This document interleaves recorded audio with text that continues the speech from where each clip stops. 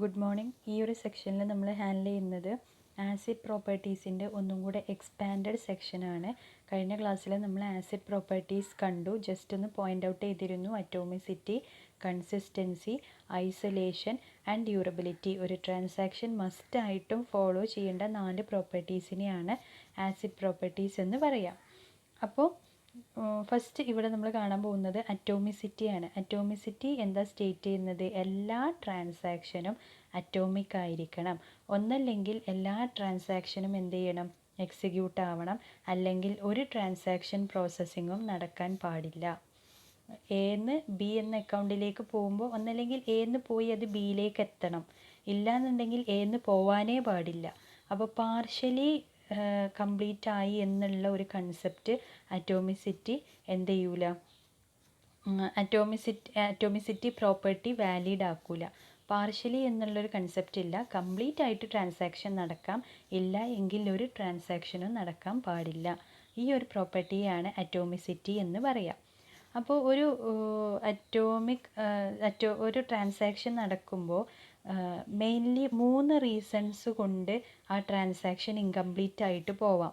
അപ്പോൾ അതിൽ ഒരു റീസണാണ് ഒരു ട്രാൻസാക്ഷൻ പെട്ടെന്ന് അബോർട്ട് ആവുക അല്ലെങ്കിൽ ടെർമിനേറ്റ് ആവുകയും ചെയ്യാം. കാരണം എന്തെങ്കിലും എറർ റേസ് ചെയ്താലൊക്കെ പെട്ടെന്ന് എന്ത് ചെയ്യും, ഇപ്പം നമ്മൾ എ എന്ന് പറഞ്ഞ അക്കൗണ്ടിൽ നിന്ന് ബി എന്ന് പറഞ്ഞ അക്കൗണ്ടിലേക്ക് ട്രാൻസാക്ഷൻ നടന്നുകൊണ്ടിരിക്കുമ്പോൾ പെട്ടെന്ന് എന്തെങ്കിലും ഒരു എറർ കാരണം അല്ലെങ്കിൽ ഒരു ഇൻവാലിഡ് ആയിട്ടുള്ള ഡാറ്റ കാരണം, ഒരു അനോമലി കാരണം പെട്ടെന്ന് ആ ട്രാൻസാക്ഷൻ നിന്ന് പോകാനുള്ള പോസിബിലിറ്റി ഉണ്ട്.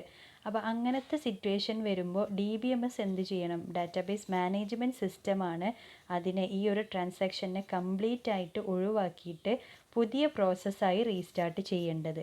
അല്ലാതെ അങ്ങോട്ട് കുറച്ച് പോയി ഇവിടെ ഒട്ടോ എമൗണ്ട് ഇല്ലേനും അവിടെ ഒട്ടോ എമൗണ്ട് എത്തിയിട്ടുമില്ല, എന്നാൽ കംപ്ലീറ്റ് ട്രാൻസാക്ഷൻ നടന്നിട്ടുമില്ല എന്നുള്ളൊരു സ്റ്റേറ്റ് എന്ത് ചെയ്യാൻ പാടില്ല, സ്റ്റേറ്റ് ഉണ്ടാവാൻ പാടില്ല. അപ്പോൾ അത് ഉറപ്പ് വരുത്തുന്ന പ്രോപ്പർട്ടിയാണ് അറ്റോമിസിറ്റി എന്ന് പറയുന്നത്. അപ്പോൾ അതിൽ തന്നെ 3 റീസൺസ് കൊണ്ട് ട്രാൻസാക്ഷൻ നിന്ന് പോകാം. അതിൽ ഫസ്റ്റ് റീസണാണ് നമ്മൾ പറഞ്ഞത്, ഇൻ കേസ് എന്തെങ്കിലും എറർ കാരണം ട്രാൻസാക്ഷൻ നിന്ന് പോവുകയാണെങ്കിൽ ഡാറ്റാബേസ് എന്ത് ചെയ്യും? അതിനെ കംപ്ലീറ്റ് ആയിട്ട് അബോർട്ട് ചെയ്തിട്ട് പുതിയ ഒരു പ്രോസസ്സായിട്ട് റീസ്റ്റാർട്ട് ചെയ്ത് അതിൻ്റെ ട്രാൻസാക്ഷൻ നടത്തും. വേറെ ഒരു കേസാണ്, റീസണാണ് നമ്മൾ സിസ്റ്റം പെട്ടെന്ന് ക്രാഷ് ആവുക. അതായത് പെട്ടെന്ന് പവർ ഫെയിലിയറൊക്കെ വന്നു കഴിഞ്ഞാൽ ചിലപ്പോൾ ട്രാൻസാക്ഷൻ നടന്നുകൊണ്ടിരിക്കുന്ന സമയമാവും. അപ്പോൾ അതൊരു സിറ്റുവേഷനാണ്. ആ സമയത്തും എന്താണ്, ഡാറ്റാബേസ് മാനേജ്മെൻറ്റ് സിസ്റ്റം അതിനെ റിക്കവർ ചെയ്ത് ആ ഒരു ട്രാൻസാക്ഷൻ പ്രോസസ്സിനെ എന്ത് ചെയ്യും? വീണ്ടും റീസ്റ്റാർട്ട് ചെയ്യും. മൂന്നാമത്തെ ഒരു സിറ്റുവേഷനാണ് അൺഎക്സ്പെക്റ്റഡ് സിറ്റുവേഷൻസ് വരിക. അതായത് ഡിസ്കിൽ സ്പേസ് ഇല്ലാതെ വരിക, അതേപോലെ റീഡ് ഓപ്പറേഷൻസ് പെർഫോം ചെയ്യാൻ പറ്റാതാവുക. കാരണം റീഡ് ഓപ്പറേഷൻ എന്ന് പറഞ്ഞാൽ നമ്മൾ അതിലുള്ള ഓൾറെഡി ഉള്ള ഡാറ്റനെ റീഡ് ചെയ്യുകയാണ് ചെയ്യുന്നത്. പക്ഷേ ആ ഡാറ്റ മിസ്സിങ് ആണെങ്കിൽ എന്ത് ചെയ്യും? അവിടെ എറർ വരും. അപ്പോൾ അങ്ങനത്തെ സിറ്റുവേഷൻ വരിക, സ്പേസ് ഇല്ലാത്ത സിറ്റുവേഷൻ വരിക, അങ്ങനെ അൺഎക്സ്പെക്റ്റഡ് ആയിട്ടുള്ള സിറ്റുവേഷൻസ് വന്നു കഴിഞ്ഞാൽ എന്ത് ചെയ്യും? ഡാറ്റാബേസ് മാനേജ്മെൻറ്റ് സിസ്റ്റം വീണ്ടും പ്രോസസ്സിനെ റീസ്റ്റാർട്ട് ചെയ്തിട്ട് ഈ ട്രാൻസാക്ഷനെ ഒന്നുകൂടെ റീസ്റ്റാർട്ട് ചെയ്യും. അല്ലാതെ പാർഷ്യലി എന്നുള്ളൊരു സ്റ്റേജിൽ ഒരിക്കലും ഈ മാനേജ്മെൻറ്റ് സിസ്റ്റം എന്ത് ചെയ്യില്ല? ഒരു ട്രാൻസാക്ഷന് വിട്ടുകൊടുക്കില്ല. അങ്ങനെ കൊടുത്താൽ തന്നെ അറ്റോമിസിറ്റി അവിടെ, ആ ഒരു പ്രോപ്പർട്ടി അവിടെ വാലിഡ് ആയി എന്ന് നമുക്ക് പറയാനും പറ്റില്ല. അപ്പോൾ ഇങ്ങനെ 3 സിറ്റുവേഷൻസ് ഏതെങ്കിലും ഒന്ന് ചിലപ്പോൾ എപ്പോഴും റൈസ് ചെയ്യാനുള്ള പോസിബിലിറ്റി ഉണ്ട്. അപ്പോൾ അതിൽ നിന്നൊക്കെ നമ്മൾ എന്ത് ചെയ്യണം? ഈ ട്രാൻസാക്ഷനെ DBMS ആണ് അതിനെ റിക്കവർ ചെയ്തെടുക്കുന്നത്. പിന്നെ ഒരു ട്രാൻസാക്ഷൻ നടന്നുകൊണ്ടിരിക്കുമ്പോൾ അതിൻ്റെ മിഡിലായിട്ട് ചിലപ്പോൾ ഏതെങ്കിലും ഇൻകൺസിസ്റ്റൻ്റ് ആയിട്ടുള്ള സ്റ്റേറ്റ് വരാം. അപ്പോൾ അങ്ങനെ എന്തെങ്കിലും ഇൻകൺസിസ്റ്റൻ്റ് സ്റ്റേറ്റ് വന്നാൽ ഡാറ്റാബേസ് മാനേജ്മെൻറ്റ് സിസ്റ്റം എന്ത് ചെയ്യും? അതിനെ എങ്ങനെ റിക്കവർ ചെയ്യാമെന്നുള്ള ഒരു വഴി കണ്ടെത്തുന്നത് ഡാറ്റാബേസ് മാനേജ്മെൻറ്റ് സിസ്റ്റമാണ്. അപ്പോൾ ഈ ഒരു രീതിയിലൂടെ ചിലപ്പോൾ അവർ കംപ്ലീറ്റ് ആയിട്ട് റീസ്റ്റാർട്ട് ചെയ്യേണ്ടി വരും, ഇല്ലെങ്കിൽ ആ നഷ്ടപ്പെട്ട ഡാറ്റനെ റിക്കവർ ചെയ്യേണ്ടതായിട്ടും വരും. അപ്പോൾ ഈ ഒരു രീതിയിൽ അറ്റോമിസിറ്റി എൻഷ്യൂർ ചെയ്യുന്നത് DBMS ആണ്. അപ്പോൾ ഇതിനു വേണ്ടിയിട്ട് DBMS എന്ത് ചെയ്യും? ഒരു റെക്കോർഡ് കീപ്പ് ചെയ്യും. ഏതൊരു ട്രാൻസാക്ഷൻ നടക്കുമ്പോഴും അതിൻ്റെ ഒക്കെ ആക്ഷൻസ്, എന്തെല്ലാം പ്രോസസ്സിംഗ് ആണ് നടക്കുന്നത്, എന്തെല്ലാം ആക്ഷൻസ് ആണ് നടക്കുന്നത് ഒക്കെ ഉറപ്പ് വരുത്താൻ വേണ്ടിയിട്ട് ഒരു റെക്കോർഡ് കീപ്പ് ചെയ്യും. ആ റെക്കോർഡിന് പറയുന്ന പേരാണ് ലോഗ്. അപ്പോൾ പെട്ടെന്ന് ഇതേപോലെ സിസ്റ്റം ക്രാഷ് ആവേ അല്ലെങ്കിൽ ഇതേപോലെ എന്തെങ്കിലും അനോമലി റേസ് ചെയ്യുകയൊക്കെ ചെയ്താൽ ഈ ലോഗിലുണ്ടാവും. ഇപ്പോൾ തൊട്ട് മുന്നേ എന്ത് കാര്യമാണ് നടന്നത് എന്നുള്ളത് ലോഗിൽ എന്ത് ചെയ്തിട്ടുണ്ടാവും, സ്റ്റോർ ചെയ്തിട്ടുണ്ടാവും. അപ്പോൾ അതിന്ന് എന്ത് ചെയ്യാം, DBMSനെ റീസ്റ്റോർ ചെയ്യാം, എന്നിട്ട് ഈ ട്രാൻസാക്ഷൻ റീസ്റ്റാർട്ട് ചെയ്യാൻ പറ്റും. അപ്പോൾ ഇതിന് വേണ്ടിയിട്ട് ഹെൽപ്പ് ചെയ്യുന്ന കമ്പോണൻറ്റിനെയാണ് ഡാറ്റാബേസ് മാനേജ്മെൻറ്റ് കമ്പോണൻ്റ് എന്ന് പറയുന്നത്. ഒന്നും കൂടെ പറഞ്ഞുതരാം. ഒരു ട്രാൻസാക്ഷൻ നടക്കുമ്പോൾ അതിൻ്റെ എല്ലാ ആക്ഷൻസും മെയിൻറ്റെയിൻ ചെയ്യാൻ വേണ്ടിയിട്ട് ഡാറ്റാബേസ് മാനേജ്മെൻറ്റ് സിസ്റ്റം ഒരു റെക്കോർഡ് കീപ്പ് ചെയ്യുന്നുണ്ട്. ആ റെക്കോർഡിന് പറയുന്ന പേരാണ് ലോഗ്. അപ്പോൾ തൊട്ട് മുന്നേ നടന്ന ഒരു സിസ്റ്റം ക്രാഷ് ചെയ്യുന്നതിന് മുന്നേ തൊട്ട് മുന്നേ നടന്ന എല്ലാ ട്രാൻസാക്ഷൻസും ഈ ലോഗിൽ എന്ത് ചെയ്തിട്ടുണ്ട്, സ്റ്റോർ ചെയ്തിട്ടുണ്ട്. അപ്പോൾ എന്ത് ക്രാഷ് വന്നു കഴിഞ്ഞാലും ഈ ലോഗിൽ നിന്ന് ഡാറ്റാബേസിന് അതിനെന്ത് ചെയ്യാൻ പറ്റും, റിക്കവർ ചെയ്യാനും റീസ്റ്റാർട്ട് ചെയ്യാനൊക്കെ പറ്റും ഈ ട്രാൻസാക്ഷന്. അതിന് വേണ്ടിയിട്ട് ഹെൽപ്പ് ചെയ്യുന്ന കമ്പോണൻറ്റിനെ പറയുന്ന പേരാണ് ഡാറ്റാബേസ് മാനേജ്മെൻറ്റ് കമ്പോണൻറ്റ്. അപ്പോൾ ഇത്രയാണ് നമ്മൾ അറ്റോമിസിറ്റി എന്നുള്ള പ്രോപ്പർട്ടി. രണ്ടാമത്തെ പ്രോപ്പർട്ടിയാണ് കൺസിസ്റ്റൻസി. കൺസിസ്റ്റൻസി ഉറപ്പ് വരുത്തേണ്ടത് ആരാണ്, അപ്ലിക്കേഷൻ പ്രോഗ്രാമറാണ്. അയാൾ ആ ട്രാൻസാക്ഷൻ കൺസിസ്റ്റൻ്റ് ആയിട്ട് നടക്കാൻ പറ്റുന്ന രീതിയിലായിരിക്കണം അതിൻ്റെ കോഡ് എന്ത് ചെയ്യേണ്ടത്, അവർ അത് ഡെവലപ്പ് ചെയ്യേണ്ടത്. ഓരോ ഇൻഡിവിജ്വൽ ട്രാൻസാക്ഷൻ്റെയും കൺസിസ്റ്റൻസി ഉറപ്പ് വരുത്തേണ്ടത് അപ്ലിക്കേഷൻ പ്രോഗ്രാമറാണ്. അപ്പോൾ ഈ അപ്ലിക്കേഷൻ പ്രോഗ്രാമർ ഡാറ്റാബേസിനെ കൺസിസ്റ്റൻറ്റ് സ്റ്റേറ്റിൽ നിലനിർത്തുന്ന രീതിയിലായിരിക്കണം ഈ കോഡ് ഡെവലപ്പ് ചെയ്ത് വെക്കേണ്ടത്. അപ്പോൾ അതിൻ്റെ ഒരു എക്സാമ്പിളായിട്ട് നമുക്ക് പറയാം, ഒരു ഫണ്ട് ട്രാൻസ്ഫർ ചെയ്യാണ് ഒരു ബാങ്ക് അക്കൗണ്ടിൽ നിന്ന് വേറൊരു ബാങ്ക് അക്കൗണ്ടിലേക്ക്. അപ്പോൾ ഈ എ എന്ന് പറഞ്ഞ അക്കൗണ്ടിൽ നിന്ന് എന്ത് ചെയ്തിട്ടുണ്ട്, എമൗണ്ട് പോയിട്ടുണ്ട്. ബി എന്ന അക്കൗണ്ടിലേക്ക് എമൗണ്ട് അവിടെ എത്തിയിട്ടില്ല. പക്ഷേ ഇപ്പോൾ ജസ്റ്റ് നമ്മൾ ഒരു ട്രാൻസാക്ഷൻ നോക്കുകയാണെങ്കിൽ ഇപ്പോൾ എ എന്ന് പറഞ്ഞ അക്കൗണ്ടിൽ നിന്ന് ഫണ്ട് പോവുമ്പോൾ ഇവിടെ എന്ത് വരും, ഇവിടെ ഒരു കുറച്ച് എമൗണ്ട് കുറയും. അതായത് കൺസിസ്റ്റൻസി ഒന്ന് കുറഞ്ഞു. പക്ഷേ അവിടെ നമ്മൾ മനസ്സിലാക്കേണ്ട കാര്യം, ഇവിടുത്തെ അക്കൗണ്ടിൽ നിന്ന് പോയാലും അവിടുത്തെ അക്കൗണ്ടിൽ എന്ത് ചെയ്യും, അത് ക്രെഡിറ്റ് ചെയ്യും. അപ്പോഴാണത് കൺസിസ്റ്റൻ്റ് ആവുന്നത്. അപ്പോൾ ഒരു ട്രാൻസാക്ഷൻ്റെ മുന്നേ രണ്ട് അക്കൗണ്ടുകൾ കൺസിസ്റ്റൻ്റ് ആണ് എങ്കിൽ ആ ട്രാൻസാക്ഷൻ കഴിഞ്ഞിട്ടും ആ രണ്ട് അക്കൗണ്ടുകൾ എന്തായിരിക്കും, കൺസിസ്റ്റൻ്റ് ആയിരിക്കും. അപ്പോൾ ആ രീതിയിലാണ് അത് കീപ്പ് ചെയ്ത് പോകേണ്ടത്. ഇപ്പോൾ ഇവിടുന്ന് എന്ന് പോയി എന്നാൽ ബിയിലെത്തിയിട്ടില്ല, അപ്പോൾ എന്തായി, ഇൻകൺസിസ്റ്റൻ്റ് ആയി. അങ്ങനെ വരാൻ പാടില്ല. എന്ന് പോയ ആ ഒരു സെക്കൻഡ് ചിലപ്പോൾ ഇൻകൺസിസ്റ്റൻ്റ് ആയിട്ട് ഫീൽ ചെയ്യാം. അതാണ് ഈ ഗ്ലോബൽ സെൻസ് ആയിട്ട് നമുക്ക് അങ്ങനെ തോന്നും, ഇതിപ്പോൾ കൺസിസ്റ്റൻ്റ് അല്ലല്ലോ. കാരണം എന്ന് പോയി എന്നാൽ ബിയിലേക്ക് എത്തിയില്ല. പക്ഷെ അത് ഒരു പ്രോസസ്സിങ് പീരിയഡാണ്. എന്ന് പോയി ബിയിലേക്ക് എത്തുന്നതോടുകൂടി എന്തായി, ഡാറ്റാബേസ് കൺസിസ്റ്റൻ്റ് ആയിട്ട് മാറി. ഈ ഒരു പ്രോപ്പർട്ടീനെയാണ് കൺസിസ്റ്റൻസി എന്ന് പറയാം. മൂന്നാമത്തെ പ്രോപ്പർട്ടിയാണ് ഐസൊലേഷൻ. ഐസൊലേഷൻ എന്ന് പറഞ്ഞാൽ ഇപ്പം നമ്മൾ കൺസിസ്റ്റൻസി പ്രോപ്പർട്ടിയും അറ്റോമിസിറ്റി പ്രോപ്പർട്ടിയും ഒക്കെ എൻഷുർ ചെയ്താലും ഒരുപാട് ട്രാൻസാക്ഷൻസ് ഇങ്ങനെ കൺകറൻ്റ് ആയിട്ട് നടക്കുകയാണ്. ഇപ്പോൾ ഒരു ബാങ്ക് നോക്കിയാൽ ഒരു വിത്തിൻ 1 hour എത്രയോ ട്രാൻസാക്ഷൻസ് ആണ് നടക്കുന്നത് അല്ലേ. അപ്പോൾ അങ്ങനെ കൺകറൻ്റ് ആയിട്ട് ട്രാൻസാക്ഷൻസ് നടക്കുമ്പോൾ ഇപ്പോൾ ഒരു യൂസർ ട്രാൻസാക്ഷനും മറ്റേ യൂസർ ട്രാൻസാക്ഷനും തമ്മിലുള്ള ഒരു എന്താ പറയുക, രണ്ടും തമ്മിൽ ഇങ്ങനെ കൊളൈഡ് ചെയ്യാനോ അല്ലെങ്കിൽ അവിടെ ഒരു കൺഫ്യൂഷൻ വരാനോ ഒന്നും പാടില്ല. ഐസൊലേറ്റഡ് ആയിരിക്കണം. അതായത് ഒറ്റക്കൊറ്റക്ക് നടക്കുന്നത് പോലെയുള്ള ഒരു ഫീൽ വരാനേ പാടുള്ളൂ. ആ രീതിയിലായിരിക്കണം ട്രാൻസാക്ഷൻ എന്ത് ചെയ്യാം, ട്രീറ്റ് ചെയ്യാൻ പാടുള്ളൂ. അതിനെയാണ് ഐസൊലേഷൻ എന്ന് പറയുക. അപ്പോൾ അതിൻ്റെ എക്സാമ്പിളായിട്ട് നമുക്ക് ഒരു ഡാറ്റാബേസ് ഒരു ട്രാൻസ്ഫർ ഫണ്ട് നടക്കുകയാണ്. അപ്പോൾ അക്കൗണ്ട് എന്ന് അക്കൗണ്ട് ബിയിലേക്ക് എന്ത് ചെയ്യാണ്, ഒരു ഫണ്ട് ട്രാൻസ്ഫർ ചെയ്യാണ്. അപ്പോൾ ടോട്ടൽ എമൗണ്ട് എൻ്റെ ടോട്ടൽ എമൗണ്ടിൽ നിന്ന് കുറച്ച് ക്യാഷ് എന്ത് ചെയ്തു, റെഡ്യൂസ് ചെയ്തു. അത് എവിടെ ഇൻക്രീസ് ചെയ്യും, ബീൻ്റെ അക്കൗണ്ടിൽ ഇൻക്രീസ് ചെയ്യും. അതേ സമയത്ത് അതായത് എൻ്റെ അക്കൗണ്ടിൽ നിന്ന് റെഡ്യൂസ് ചെയ്തു, ബീൻ്റെ അക്കൗണ്ടിൽ ഇൻക്രീസ് ചെയ്തു. അതേ ടൈമിൽ വേറൊരു ട്രാൻസാക്ഷൻ നടക്കുകയാണ്. എനെ റീഡ് ചെയ്തു, ബീനെ റീഡ് ചെയ്തു.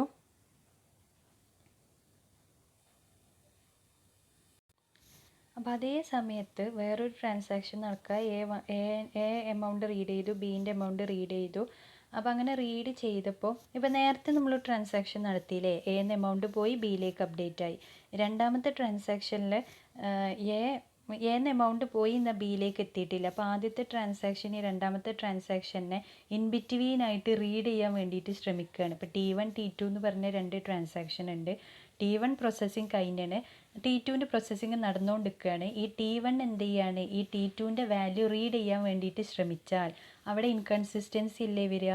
അവിടെ ഒരിക്കലും എന്താവില്ല, കറക്റ്റ് വാല്യൂ കിട്ടില്ല. കാരണം ഇവിടെ പ്രോസസ്സിങ് നടന്നുകൊണ്ടിരിക്കുന്നുള്ളൂ, ഡാറ്റാബേസിന് എന്ത് ചെയ്തിട്ടില്ല, കൺസിസ്റ്റൻ്റ് ആക്കിയിട്ടില്ല, അപ്ഡേറ്റ് ചെയ്തിട്ടില്ല. അപ്പോൾ ഇവിടുന്ന് എന്ന് പോയ വാല്യൂവും ആണ് T1 റീഡ് ചെയ്യുന്നത്, ബിയിലേക്ക് എത്താത്ത വാല്യൂ ആണ് T1 റീഡ് ചെയ്യുക. ക്ലിയറായി വിചാരിക്കണു. അതായത് അങ്ങോട്ടും ഇങ്ങോട്ടും T1 T2 T3 എന്നൊക്കെ പറഞ്ഞ് ഒരുപാട് ട്രാൻസാക്ഷൻസ് ഉണ്ടാകുമ്പോൾ ഇങ്ങനെ പ്രോസസ്സിങ് ചിലപ്പോൾ ഇങ്ങനെ നടന്നുകൊണ്ടിരിക്കുന്ന സമയത്താണ് വേറൊരു ട്രാൻസാക്ഷൻ ഇതിനെ റീഡ് ചെയ്യാൻ വേണ്ടിയിട്ട് നോക്കുന്നത് എങ്കിൽ അവിടെ എന്തായി, അവിടെ ഇൻകൺസിസ്റ്റൻ്റ് ആയിട്ടുള്ള ഡാറ്റാസാണ് ഇവർ റീഡ് ചെയ്യുന്നത്. ആ വാല്യൂ ഇൻകൺസിസ്റ്റൻ്റ് ആണ്, അതല്ല ഒറിജിനൽ വാല്യൂ. ട്രാൻസാക്ഷൻ കഴിഞ്ഞെങ്കിൽ മാത്രമേ നമുക്കവിടെ കൺസിസ്റ്റൻസി ഉറപ്പ് വരുത്താൻ പറ്റുള്ളൂ. അപ്പോൾ ആ രീതിയിലുള്ള അങ്ങോട്ടും ഇങ്ങോട്ടും ട്രാൻസാക്ഷൻ്റെ മിക്സിങ് കാര്യങ്ങളൊക്കെ ഒഴിവാക്കാൻ വേണ്ടിയിട്ട് നമ്മൾ ഫോളോ ചെയ്യേണ്ട പ്രോപ്പർട്ടിയാണ് ഐസൊലേഷൻ എന്ന് പറയുന്നത്. അപ്പോൾ ഇങ്ങനത്തെ പ്രോബ്ലംസൊക്കെ ഒഴിവാക്കാൻ വേണ്ടിയിട്ട് നമുക്ക് പറയാം കൺകറൻസി ഒഴിവാക്കിയിട്ട് സീരിയലി എക്സിക്യൂട്ട് ചെയ്യാം എന്നല്ലേ. കൺകറൻസി എന്ന് പറഞ്ഞാൽ ഒരുമിച്ച് പാരലലായിട്ട് എക്സിക്യൂട്ട് ചെയ്യുന്നതിന് പകരം നമുക്ക് ഓരോന്ന് എക്സിക്യൂട്ട് ചെയ്യാം. പക്ഷേ ഒരു ട്രാൻസാക്ഷൻ, ഒരു ബാങ്കിനെ സംബന്ധിച്ചിടത്തോളം ഓരോന്ന് ഒറ്റ ടൈമിൽ മാത്രം എക്സിക്യൂട്ട് ചെയ്യുക എന്ന് പറയുന്നത് ഇമ്പോസിബിളാണ്. ഒരുപാട് ട്രാൻസാക്ഷൻസ് നടക്കുന്നുണ്ടാവും. അപ്പോൾ എന്ത് ചെയ്യണം, അതിൻ്റെ ഇഫക്റ്റ് എന്ന് പറയുന്നത് അവിടെയാണ് നമ്മൾ ശ്രദ്ധിക്കേണ്ടത്. അതിൻ്റെ നെറ്റ് ഇഫക്റ്റ് എന്ന് പറയുന്നത് എപ്പോഴും ഒരു ട്രാൻസാക്ഷനെ നടക്കുന്നുള്ളൂ എന്നുള്ള രീതിയിലായിരിക്കണം.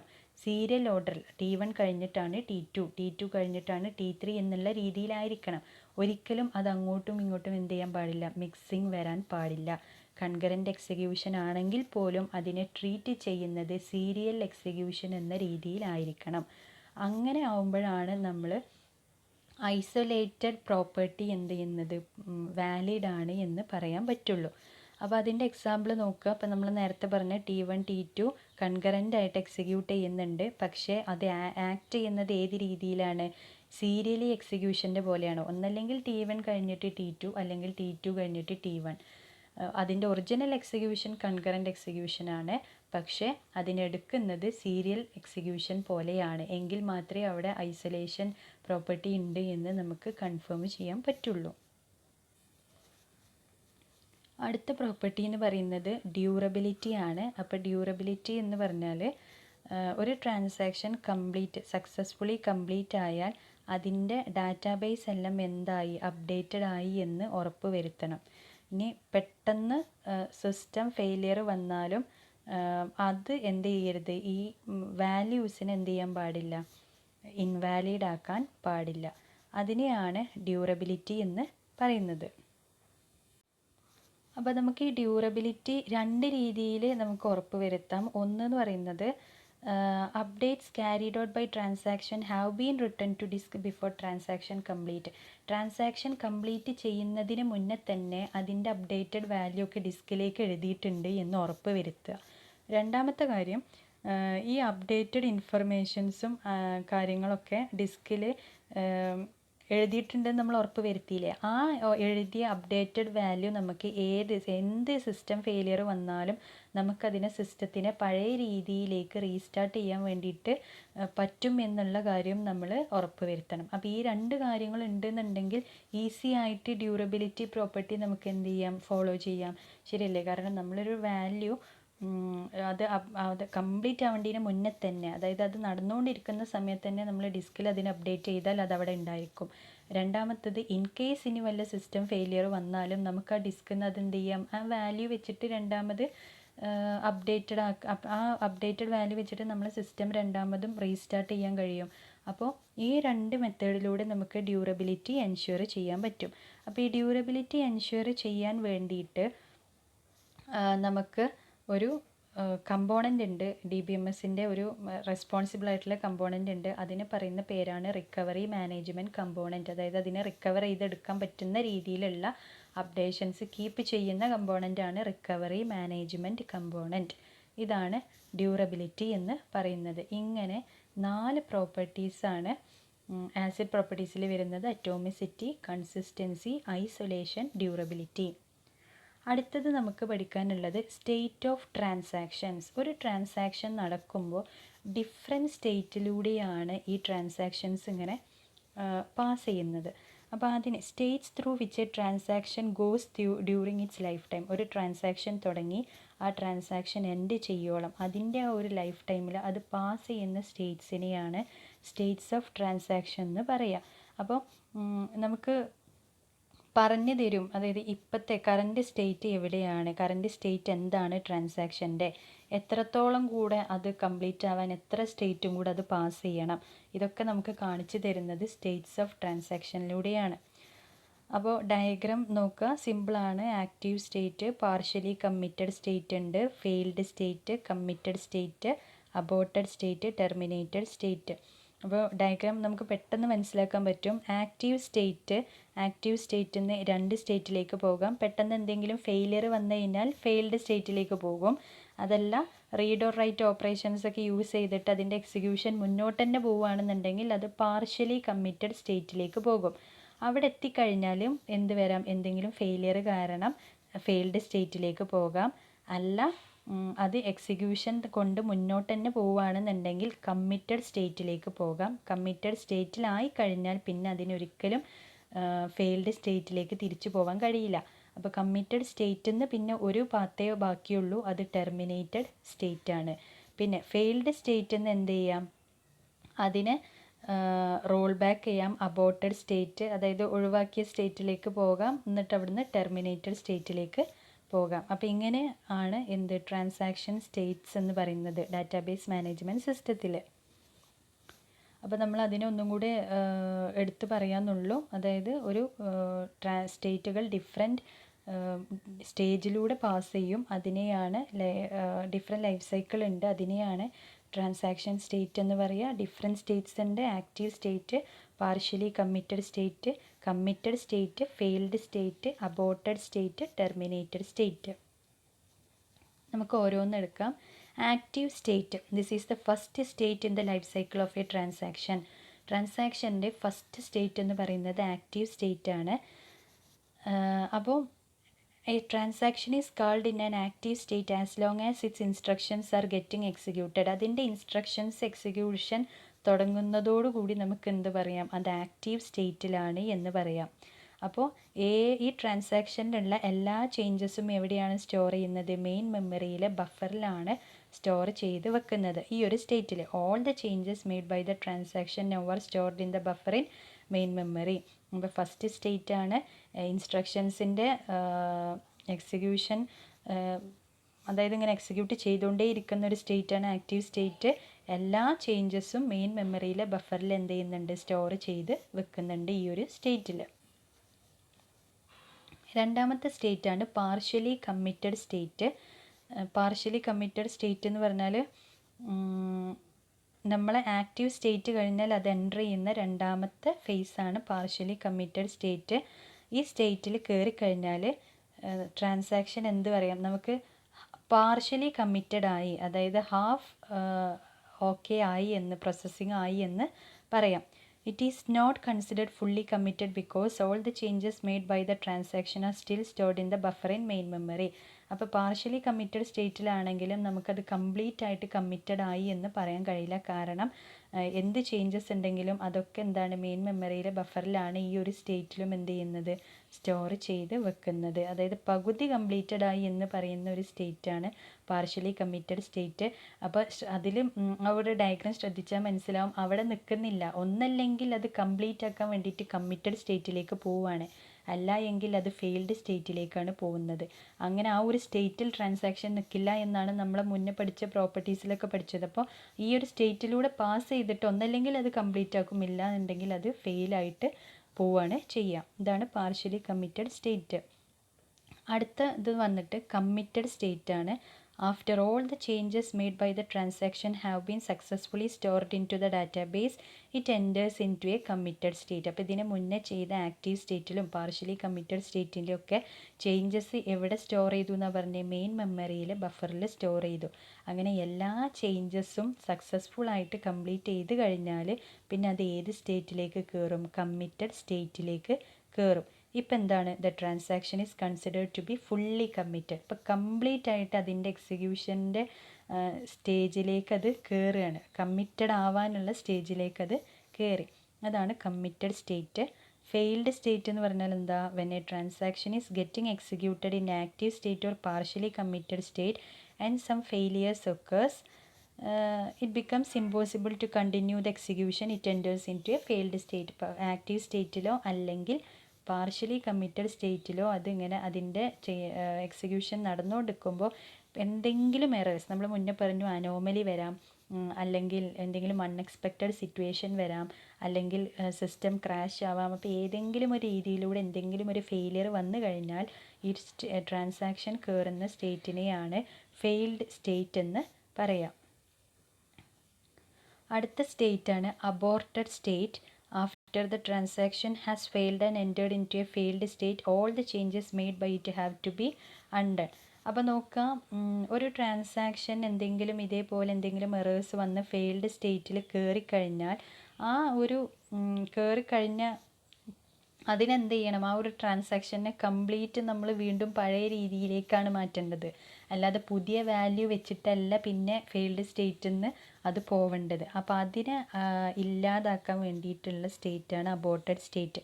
All the changes made by it have to be undone. എന്തെല്ലാം ചേഞ്ചസ് വരുത്തിയിരുന്നോ ആ ചേഞ്ചസ് ഒക്കെ എന്ത് ചെയ്യണം? തിരിച്ച് അതിൻ്റെ പഴയ രീതിയിലേക്ക് തന്നെ മാറ്റണം. അതാണ് aborted state.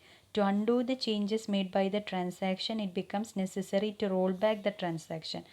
After the transaction has rolled back completely, it enters into an aborted state. അപ്പോൾ റോൾ ബാക്ക് ചെയ്യുക എന്ന് പറഞ്ഞാൽ അതിൻ്റെ പണ്ടത്തെ രൂപത്തിലേക്ക് മാറുക എന്ന്, തിരിച്ചിങ്ങോട്ട് തന്നെ ബാക്കപ്പ് വരിക എന്നുള്ളതാണ്. അപ്പോൾ കംപ്ലീറ്റ് ആയിട്ട് ഈ ട്രാൻസാക്ഷൻ റോൾ ബാക്ക് ആയിക്കഴിഞ്ഞാൽ, മുന്നത്തെ എല്ലാ ചേഞ്ചസും മാറ്റി അതിൻ്റെ പഴയ രീതിയിലേക്ക് ആയിക്കഴിഞ്ഞാൽ അത് ഏത് സ്റ്റേറ്റിലേക്ക് കയറാണ്? It enters into an aborted state. Aborted സ്റ്റേറ്റിലേക്ക് കയറുകയാണ്. ലാസ്റ്റ് സ്റ്റേറ്റാണ് terminated state. Last state in the life cycle of a transaction. ഈ ഒരു after entering the committed state or aborted state, the transaction finally enters into a terminated state where its life cycle finally comes to an end.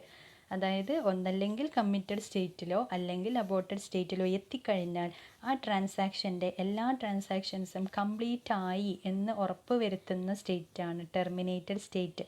അതായത് അതിൻ്റെ life cycle കഴിഞ്ഞു, ആ transaction അവിടെ end ചെയ്യാൻ പോവാണ് എന്നുള്ള സ്റ്റേറ്റാണ് ടെർമിനേറ്റഡ് സ്റ്റേറ്റ് എന്ന് പറയുന്നത്. അപ്പോൾ ഇങ്ങനെ നമുക്കുള്ളത് 5 സ്റ്റേറ്റാണ്.